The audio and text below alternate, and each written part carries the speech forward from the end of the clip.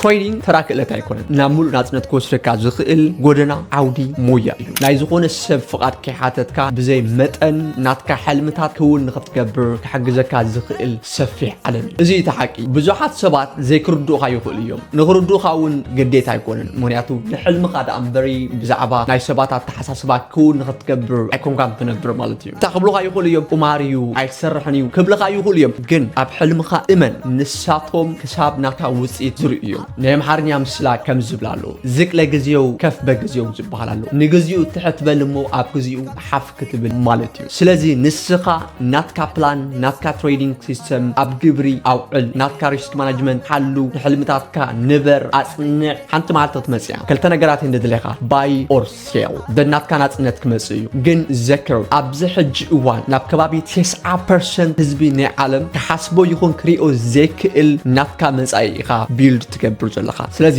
ትሬዲንግ ክእለት ጥራይ ኣይኮነን ናትካ ናጽነት ኢኻ ቢልድ ትገብር ዘለኻ ስለዚ ንሕልምኻ ክንደይ ፐርሰንት ኢኻ ትነብር ዘለኻ ማይ ድሪም ኢልኩም ኣብ ኮመንት ጻሓፉ ለይ እዛ ቪድዮ ክትጠቕመኩም እያ ሴቭ ግበርዋ ኮፕሊንግ ሼር ግበሩ and follow ግበሩ thank you